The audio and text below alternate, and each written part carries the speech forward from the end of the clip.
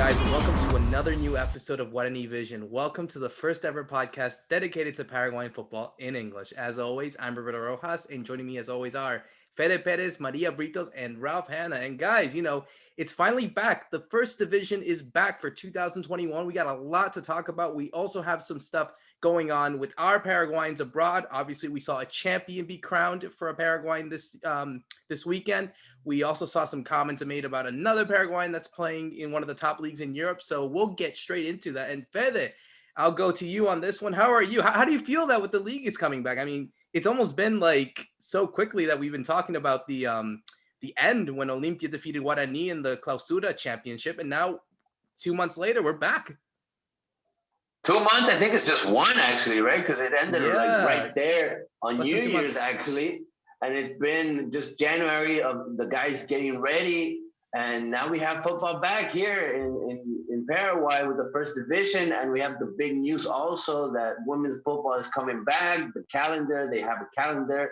They also have one for the second and third division. They're obviously very happy because they've been waiting for this big news also. So we're probably going to talk about that in this brand new episode of Guarani Vision, and obviously talk about how the teams are heading into this new tournament, heading into this new year. I think everybody has a candidate. I think everybody has their favorites besides the colors that you usually wear, because I see Roberto has his Cerro Porteño jersey on, and if Ralph would have gotten the message, he would have probably used his Luqueño shirt, and Maria probably has her Olimpia shirt ready there also because they are champions. So we're probably going to talk about those teams, and who knows, maybe a surprise or maybe even a letdown. We have so much to talk about, and just let everybody know what's going on here in Paraguay with our football. I want to go to Maria. Let me go to Florida because the guys are waiting there also. She's with her mate. Is it still cold over there? I'm about to say, Maria? What is that? You got mate going on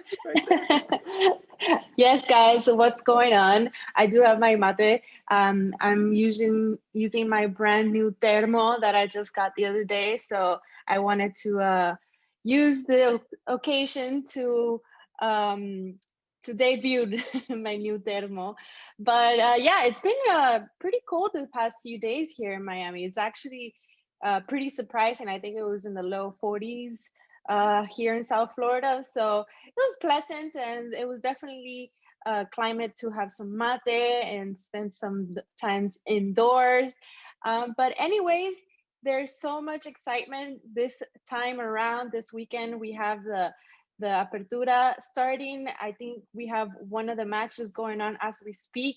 And I'm sure Raf is very excited to talk about Sportivo Luqueño that had a very good match as well. But I think the biggest news of the weekend is the APF announcing, like Fede said, announcing their new plans for the rest of the divisions to start. And that's obviously very exciting because the women's teams get to play once again after almost, I think, a year or so that they've been out. And we'll see what happens. I believe we have more content to talk about, a little bit about Miguel Almiron's comments and what he said recently. But yeah, other than that, I'm super excited to get this episode started, guys. Yeah, I can concur. It's been quite cold here in Miami relatively. I was drinking mate this morning actually. And yeah, I mean, it's nice that we can finally talk about some football that's happening. We talked a lot the last couple of episodes about transfer rumors and those kind of, speculation, but now we have games taking place. So like Maria said, we can talk a bit about Luqueño that kicked off the tournament today. We're recording on Friday. It's very good news about the lower leagues and women's football coming back. What we were seeing in the last couple of days, I noticed is a lot of women's players were leaving Paraguay to go to Brazil because they were looking for a place to play. So in some way it's great that this talent's being exported, but at the same time I think it was a necessity because there was a worry that maybe the tournament doesn't come back or it starts so late that they couldn't play this year or get a full season in. So that's great news. We also had today in Luque the draw for the preliminary phases of the Libertadores and Sudamericana. So we saw Guarani are going to have to go to Bolivia to play Royal Paris, which is in a way good news for them that they play in Santa Cruz. So it's not at altitude. So hopefully Guarani can take that young team. They have a very young squad now because of all the people leaving. And they'll be doing that. And then we saw the Paraguayan teams are playing each other in this preliminary phase of the Sudamericana, because this is the way CONMEBOL have set it up this year, is that they want at least 2 teams from the 8 countries that aren't Argentina and Brazil in the group stages. So to do that, the 4 qualifiers have to play against each other. So we got, let me remember, 12 de Octubre are playing Nacional, and River Plate are playing Guaireña. So they play each other 2 legs, and then the winners of those go into the group stages. So yeah, a lot to talk about, a lot to get cracking on with. Well, I'd like to take your cold and whatever you guys are dealing with, because this is someone that has had to deal with over a foot of snow a couple of days ago. So I'm like, I'll take the 40-degree weather and the mate any day of the week over a snowstorm that we got. But yeah, again, there's so much to talk about. There's so much that's been going on. Obviously, you know, the Sudamericana is getting started in a few months. We got the Copa Libertadores. We got Libertad also in that second stage drop. As you mentioned, they will be playing the winner of Uruguay, or a Uruguayan team that is yet to be determined, and Universidad Católica of Ecuador. So one of those teams will face Libertad in the second stage. But let's go straight into what's actually going on. And Maria, you said it. Yes, the Apertura is back. We saw Luqueño win their first game, the first game of the season, a 3-1 win over Guaireña. And, you know, guys, I mean, we have such a interesting league this year because, as you said, it's 10 teams now. So the 2 teams that were, because of the fact that there was no intermedia, no one got promoted, meaning it's going to be one of the smallest leagues in all of South America, probably even the smallest given the amount of teams that are in there. Only 10 of them are going to be playing in this Apertura. And, you know, Fed, I want to go to you on this one because I think you said it right. I think you're always going to get your favorites. I think with these teams that are also participating in the Libertadores and Sudamericana, especially now with so many teams, like, you know, you literally have 8 teams that are going to participate in continental competitions. It feels as if, though, it's going to be a test to see who has that depth, who will be ready for this kind of thing. So what are your expectations, I guess, for this type of Apertura coming? And, you know, who do you feel is, for you at the moment, you know, the front favorite to win this title? It's going to be a different one, right? Just like it was last year. With 10 teams on the first division, is going to be totally different, especially for those teams that are looking at relegation, because they don't have those teams that are coming in from the second division that are usually the weakest teams, are the teams that start out the year thinking about that. You know, now we have Sportivo Luqueño, we have River Plate, we have Sol de America, teams that had a bad 2020, now thinking about those spots, and, you know, thinking about not losing the first division spot that they have after having a bad season and not having good points. So we'll see how these teams do on these first matches. It's very important for them. So I'm happy for Sportivo Luqueño, especially because it's a very important year for them with the centenary, with 100 years. For them, you know, besides everything that's going on in the institution in these last years, which has been chaotic, it's been a lot of drama going on. But, you know, I think there's some peaceful times now, and they're able to play at their stadium. They have the home advantage again, even though they don't have their fans with them, just like we won't have fans yet for any of the matches in first division. We will keep it this way for now, and hopefully until the vaccine comes here and everything can go back to normal. Hopefully that will happen eventually in this 2021. There was a chance in late in 2020. It didn't happen after all, so fans are waiting for that also. But meanwhile, we obviously have to talk about the big teams. Cerro Porteño, I just want to put it out there because it's my candidate. I don't know what the rest of the crew thinks, but I'm just throwing mine out there already, especially because they were able, after so many years, to maintain a coach a very good coach, we have to say. They were champions in the last Apertura of 2020.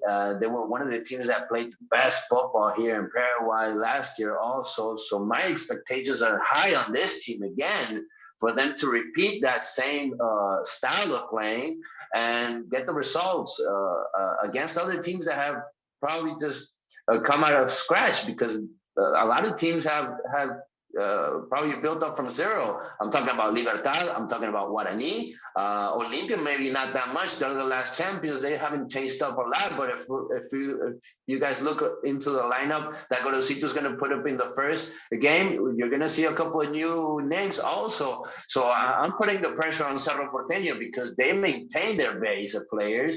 Their goalkeeper, their defense is the same. Most of their midfield is going to be the same. The only big change is going to be with their striker, with Boselli coming in, and I think that's just a guarantee right there, because that's a very experienced player. We talked about him on the last episode, and he should bring the goals that Cerro Porteño was missing in the Clausura. They had those goals in the Apertura because they had Diego Churin. Ever since they lost him, they've been waiting for a new striker, and they have Boselli. So in my eyes, they're the big team to follow. They're the team that, in my way of seeing football, I'm expecting for them to be the one that plays the best football and get the results right away, and even make a difference just from in the first matches. Also, especially seeing that Libertad and Olimpia play against each other on this first leg. So we'll see what happens in that big match. That's going to be Garnero's debut also against his former team, Olimpia, which he knows a lot about, especially most of the players. And Olimpia, I don't know, probably the guys are going to talk about Olimpia also, what they think, because they are the biggest teams here in Paraguay. But I don't see Olimpia 100% yet. You know, they brought in a lot of players, and Gorosito's still trying out most of them, and I just want to see how it goes. I usually like to throw my candidate after seeing 2 or 3 matches, because especially at the beginning of the year, you have so many players that came in late to training that are not yet prepared to bring their best stuff to the team, and we'll probably see that around the 4th or 5th match in this Apertura. But I threw it out there already. I'm with you, Roberto. I'm not gonna put on that jersey because I gotta keep my status. But I'm going with Cerro Porteño for this Apertura. That's my candidate. I don't know who wants to go next. I can jump in. I was thinking Libertad, to be honest, if we're going for a candidate. I mean, I think it's a good point you make, Fede, that the teams that maybe just improve in a few key positions is usually better, because they keep that stability, which is something that Cerro Porteño definitely have. Olimpia have done, but I agree with you also that Olimpia, they probably won that title because of the format. I think if that had been a longer clausura, I don't know if that team could have lasted. So I agree that maybe the strongest team coming in is Cerro and Libertad, but I think Libertad they've bought very well. I mean, they picked up players that have experience in the league, like Merlini and Baez from Guarani. They're bringing in Alexander Barbosa from Independiente, who's going to be a very strong defender and quality player. And look who they're replacing. They're kind of replacing Patito Aquino, Paulo de Silva. These very experienced but now very old players. So they look exciting, and then you have the added spice of Garnero, who won so many titles. I mean, remember, he didn't just win with Olimpia, he won with Guarani as well. So I mean, this is a guy that's already been in Paraguay, won titles at 2 different clubs. So I think Libertad are kind of the team to beat. A couple of things I just wanted to talk about. The other 2 teams is Luqueño, like we're saying, won today. And it is their centenary year, so they have had to really invest with money that probably they don't have. So this could come back to bite them in a few years. But Luqueño have brought in the Japanese striker Morimoto, who was playing in Catania in Serie A, and since then has bounced around. But I mean, that's a very big signing. He didn't play today. I'm sure he's having to quarantine before he can make his debut. And then Enrique Borja, who is a player that was very talented striker, but but really hadn't done much in the last couple of years. I don't think he had scored a goal in league football since 2018, but today we saw he had a brace. You have the midfield of Aldo Vera, who's, you know, been there and done it kind of thing, and can hopefully pull some strings together with a very talented young player in Estivel Moreira, who was very good today. So Luqueño could be one to watch. I mean, I don't think they're going to challenge for the title, but what I think is you might see them break that, you know, top 4, top 5 of teams. So from Olimpia, Libertad, Cerro, Guarani, maybe Luque get in there ahead of probably Guarani, that is the weakest team.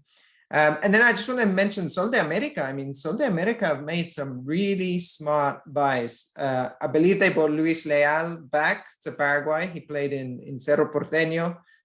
He was a very good striker. Danilo Ortiz, who had been in Italy at one stage of his career, but more recently, I think in Argentina or Chile. Spain as well. He was in Spain. He played at Elche. So, I mean, you know, Danilo Ortiz is a very experienced player at the back for Sol. And of course, in midfield, they got Osvaldito Martinez, who's a brilliant player who's won countless titles in Mexico. You know, is obviously past his peak, but I'm sure could still do a job there. So I think Sol de America have been very smart with their buys, and that should help them avoid any kind of relegation trouble. And then the most crazy team I saw was River Plate. River Plate have brought in 21 players and they got rid of 21 players. I mean, that is like, how do you even do that? That's, you know, that is really starting new. But who they did bring back together is Pablo Ceballos and Luis Neri Caballero, that I'm sure Maria remembers as Olimpia fans. They helped Olimpia win that title back in, I guess, 2011 or something. I mean, they were the strike partnership in Olimpia, and they're back together. So, you know, maybe they can do something special with River Plate.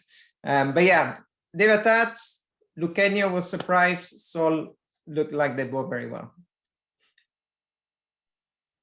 Well, very detailed prediction there, Ralph. But you guys know my team, and that is Olimpia. But I'm gonna have to go a little bit with you guys as well.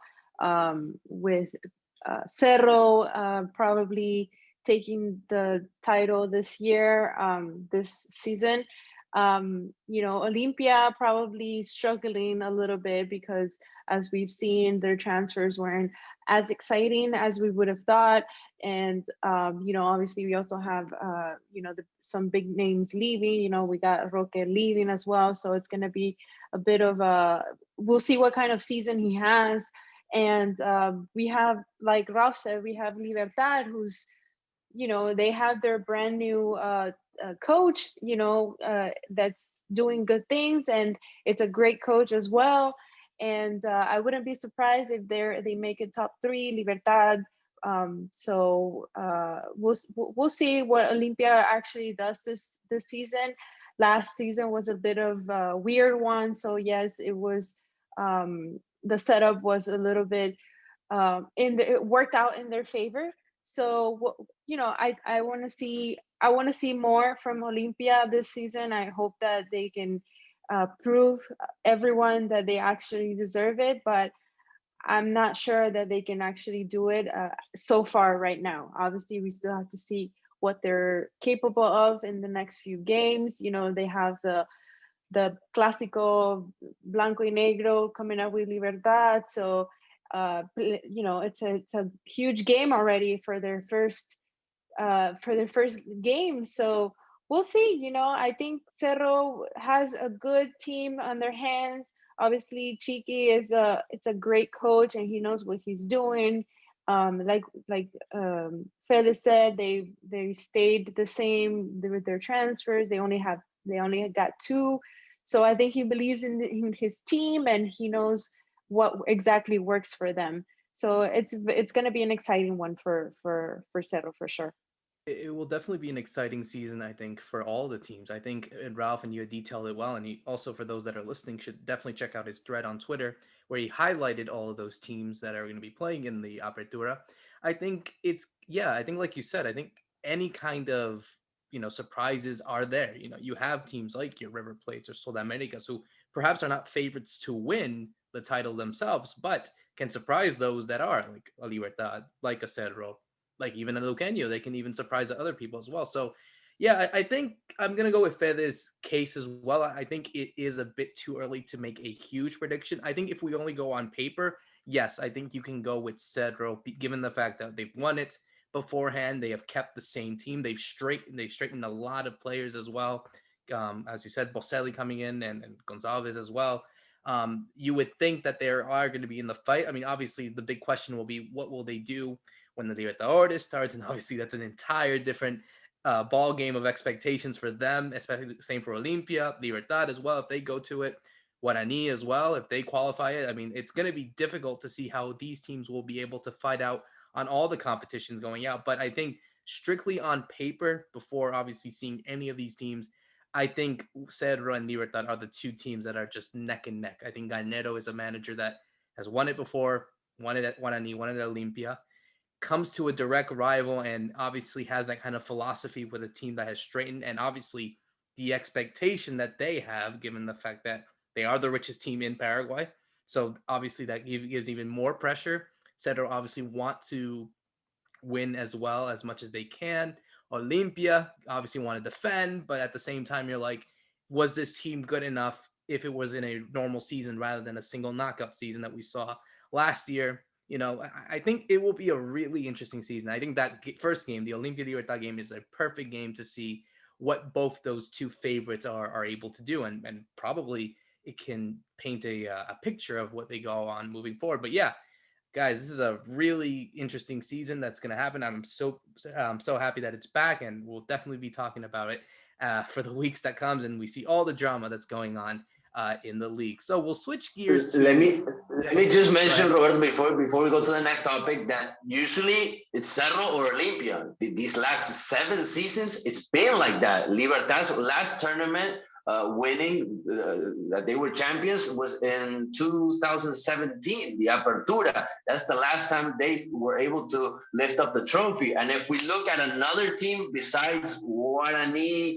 Cerro Porteño, Olimpia, the ones that usually win this, we have to go back to 2013 to find Nacional winning an Apertura back then. So, these are usually the candidates that we have here in Paraguay. These are the dominant teams. These are the ones that usually take it. Yeah, absolutely. I think there is a stronghold by those big teams, like you said, Fede, especially Olimpia and Cerro, given that they've won the last so many titles in the last few years. You would think that it would favor those type of teams, but at the same time, I think there are those surprises that could come about. And I think this is going to be a tight race. I don't see a blowout, like a team winning by like 10 points or something like that. I think this will be neck and neck. It's like when one team falls, then the other team takes advantage of being in first, and then it's a merry-go-round basically. So I'm super excited, and I think this will be a really cool season that's going to happen. So I actually do want to switch gears and talk about what's been going on outside of Paraguay to a Paraguayan, which we got our prediction right, and we are so happy to see that. Gustavo Gomez is the champion of the Copa Libertadores. He has won it with Palmeiras with a last-minute winner against Santos at the Maracanã.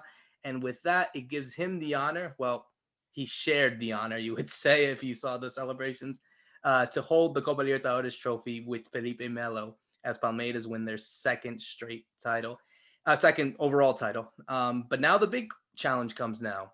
The big challenge, of course, that I mentioned, is going to Qatar to play in the Club World Cup. At the time of recording, they'll be playing against Tigres in the semifinals on Sunday, and the winner of that, if all goes well for the Europeans, will play Bayern Munich. And, Ralph, I mean, this is a great thing for Paraguayans. We saw all the celebrations and the positive feedback given to Gustavo Gomez. He was also named the best center back in South America for the whole year for the competition. So another great honor for him.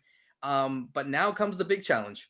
It's the big challenge against, obviously, what all the South American teams want to do. Not just to win the Copa Libertadores is one thing, but now it's the bigger challenge that they want to do, to take on the Europeans, to take on Bayern Munich. So, I mean, how do you feel confident firstly, how do you feel confident in Palmeiras' chances if they do obviously make it to the Copa Libertadores final. And of course, Tigres as well. They have a chance. They could surprise people. And there is another Paraguayan there with Carlos Gonzalez, who is on good form, actually, ever since he joined this year. I think he scored like 2 goals in his first 4 games. So clearly not doing badly. So, I mean, how do you rate the outsiders' chances against the Europeans if it were to go to that final?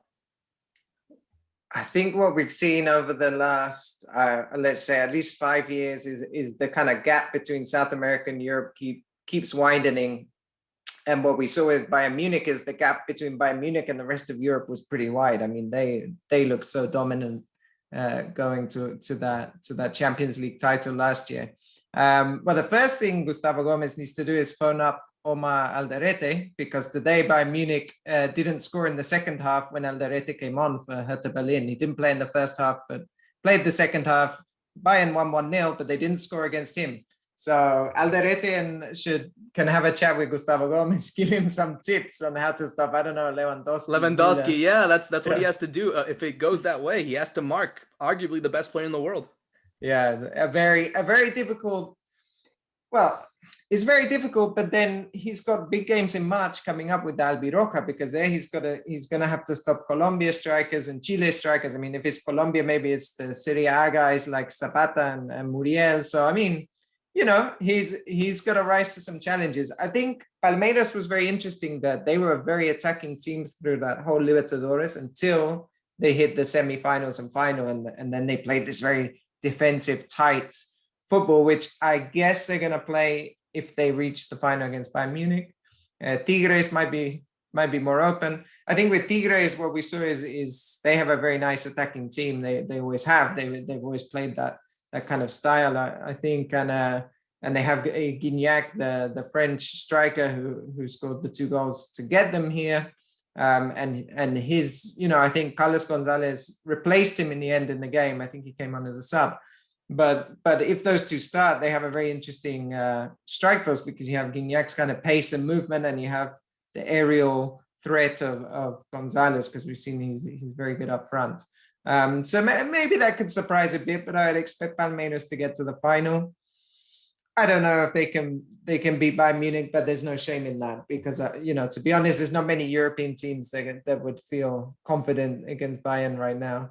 But best of luck for Gustavo, and what we want with Gustavo Gomez is let's take that form to the Albiroja.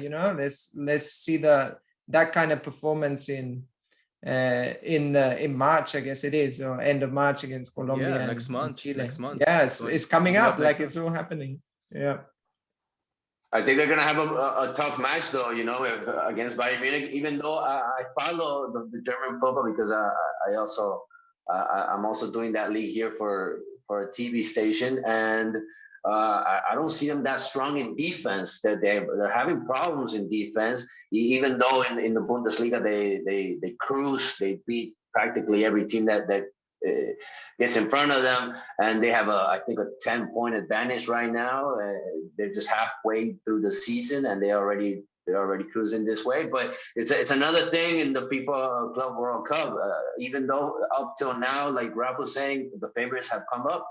They've all won their games. Tigres won their game. They were favorites on their match. Also, Palmeiras I think it's the favorite team to go against the CONCACAF, even though Tigres is a team that has a lot of time on top of them. They have a coach that's been there for a while, so they know what they're doing. They're not improvising. They have a style of playing, like Ralph was saying, a very attacking team. But they also have the balance.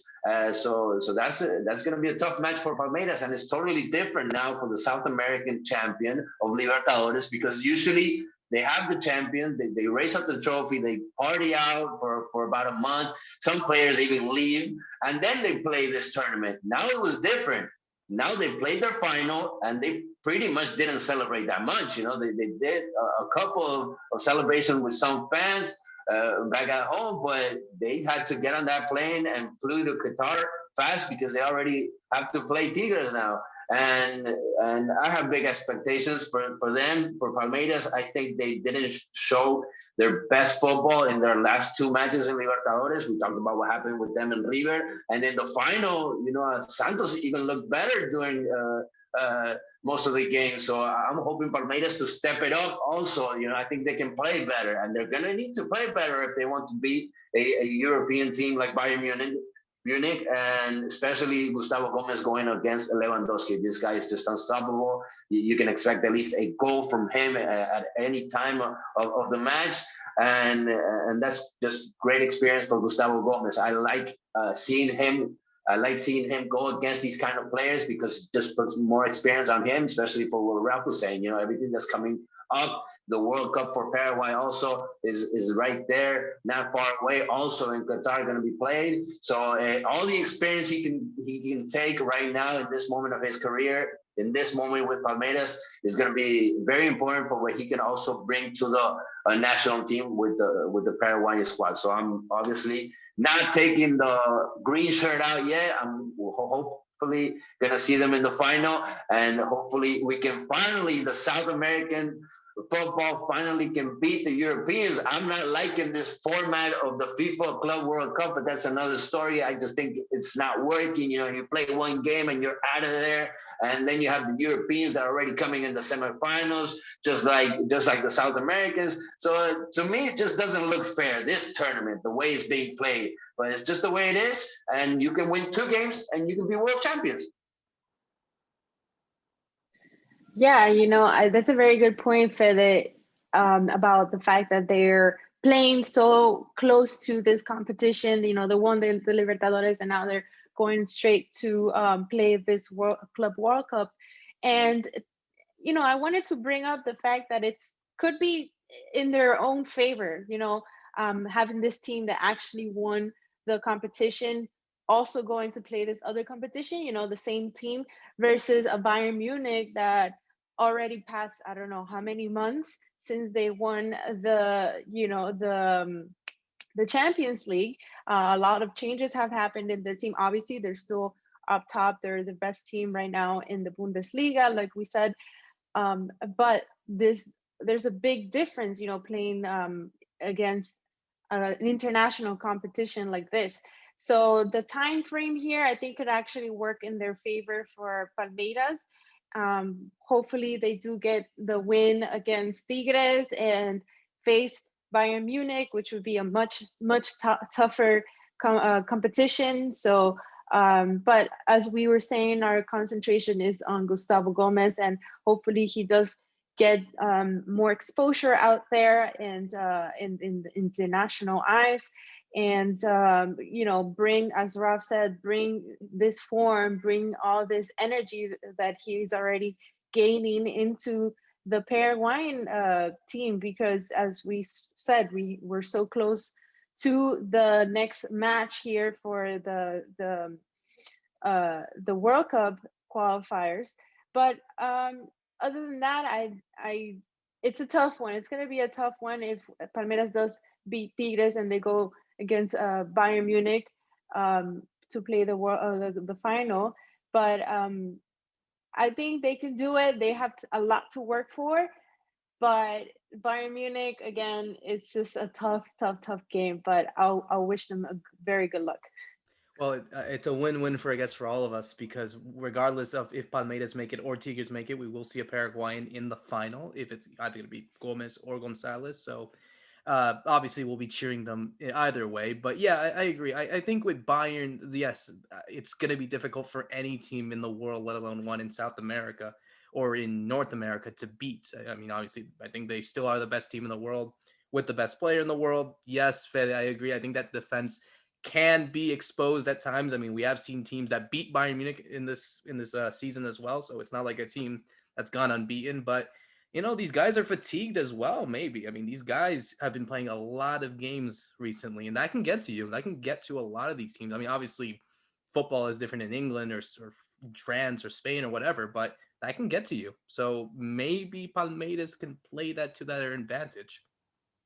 They play today is the 5th of February. Their next match is the 8th, and they have to fly to Qatar. So that's 3 days in between with that long flight.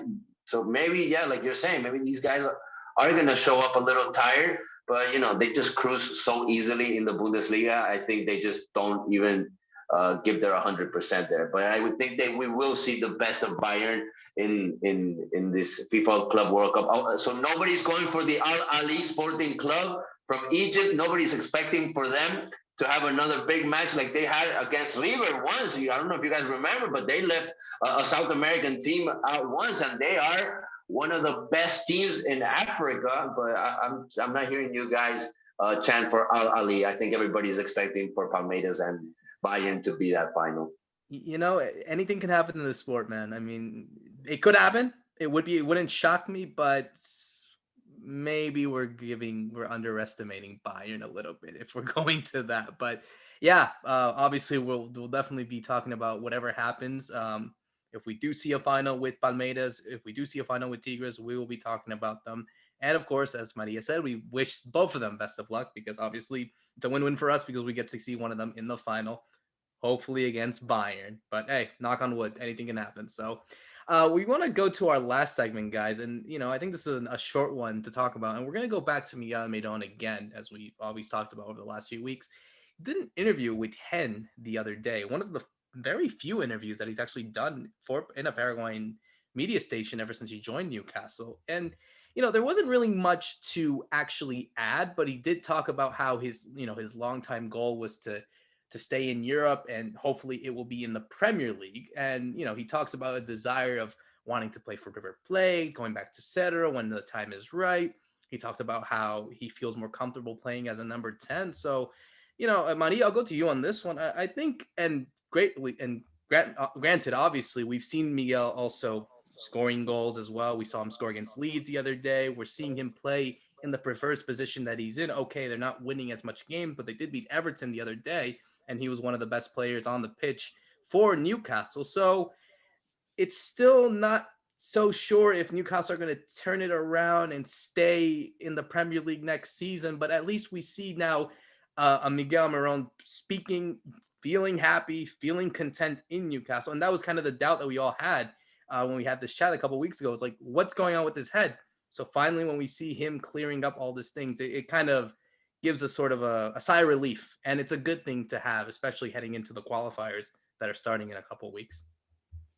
No, definitely. I think he sounded very comfortable talking about staying at Newcastle, staying in the Premier League, staying in Europe overall. So I think he silenced a lot of rumors about him leaving. But obviously, you know, as a player, young player like he is, you want to see him expand his horizons and move to bigger clubs. Although Newcastle, it's a huge club in England. You know, he talks about how they welcomed him with big arms and how much they love him. So there's definitely a big love between him and Newcastle. And I think that we'll definitely see more of him in Europe. I don't think that he's really thinking about coming back to either Argentina or Paraguay. And I wouldn't want that either, because he's got so much potential and he's got so much to give that he's definitely worth seeing in another team, you know, in a bigger team, say, I don't know, Real Madrid or something like that. And in that extent, hopefully, you know, that he can follow those steps as one of our Paraguayans that joined Real Madrid back in the days. But, you know, who knows? I think he does sound very comfortable and happy, like you said, Roberto. So I don't see him going anywhere as of right now. But you never know, things can change as well. You know, the club could suddenly feel like he should leave, and, you know, he's got no other choice but to go somewhere else or be on loan in another club. But definitely, he actually didn't speak about going back to Atlanta United. So that's a shocker. I don't know if you guys remember, but I did mention maybe he could go back there where he actually had a lot of success. But he didn't mention, I think he only mentioned it a little bit when talking about his former coach. So, you know, I thought that was very interesting. But other than that, I don't think there was much else to take other than the fact that he feels happy. And as well, he's going to be a dad, a first-time dad. So that's very exciting for him. And I do wish him very much of luck to him and his wife. That was the point I was about to mention as well. That when we spoke 2 weeks ago, there was this, will he go or not with the transfer situation? And then he scored that goal, and with the celebration announced that he's going to be a father. And then that, the way he's talking now as well, I think of that. This is probably a time where you need some stability of what you're going to do and where you're going to be. And definitely the timing of this interview comes just after the transfer window is closed. So it would have been a perfect time if he was angling for a move, would be to be saying, hey, I'm not content, or I don't like where I'm playing, or, he could have used the interview for that, and he definitely didn't. So I think Newcastle fans will be happy that he seems pretty much at the moment set. They did ask him a question about where he prefers to play, and of course he said he prefers to play as an enganche, as a kind of 10. But everybody knew that already, I think, and even Steve Bruce knows that. But what he did mention is that he will adapt for the team. So he gave all the right signs for that kind of thing. I know in Paraguay they made big news about that. He was saying his dream is to play for River Plate, but I think, don't take that out of context. He wasn't saying I want to go to River Plate now and play under Gallardo. He's just saying, when he eventually comes back, when he's probably in, let's say, 6-7 years from now, that could be a likely destination if he doesn't go back to Cerro. So yeah, I think he didn't really give us any. It wasn't one of those interviews where he gives us any signs of anything other than, okay, he's pretty stable. And for the team, I feel they're in actually a bit of a better position than when we spoke 2 weeks ago. They won a couple of important games. Callum Wilson's playing quite well, which is what they need. Callum Wilson scored over 10 goals, which, scoring over 10 league goals for a team that's hardly scoring goals is pretty important. And that should do enough, I think, to keep them up. So maybe that worry of the relegation, they've just pulled away. I don't know.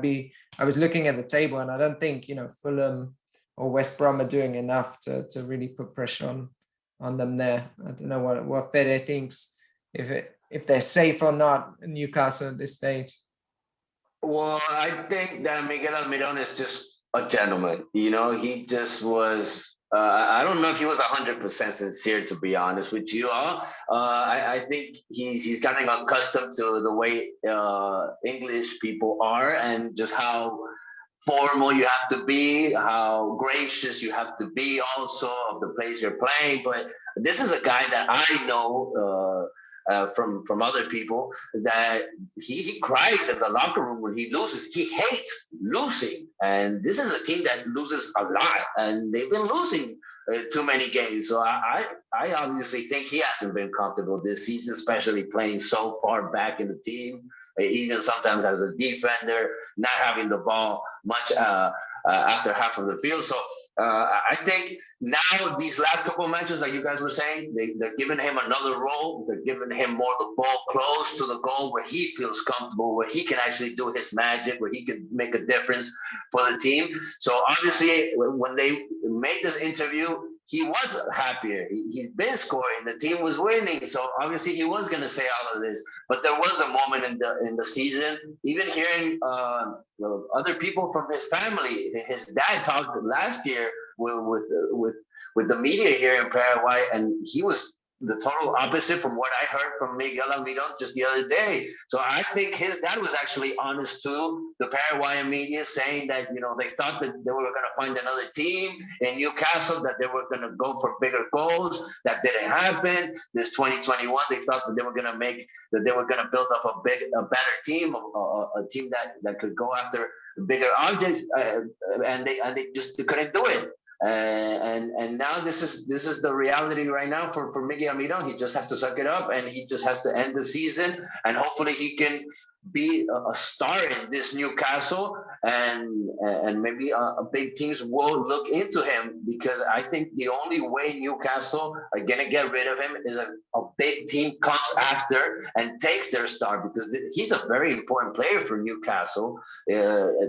They They put in a lot of money for him, and I think they're going to want to get some of that back also. And it's not an easy moment. It's not an easy time for football transfers around the world. We're not seeing big transfers going on. So I think that's made it hard also. We talked about that. But he just looks happy because of the family growing, him being so calm, having such a calm life in Newcastle. I think he doesn't even live in the city. I heard during the interview that he lives outside of the city. So he lives in a very calm place. Nobody bothers him.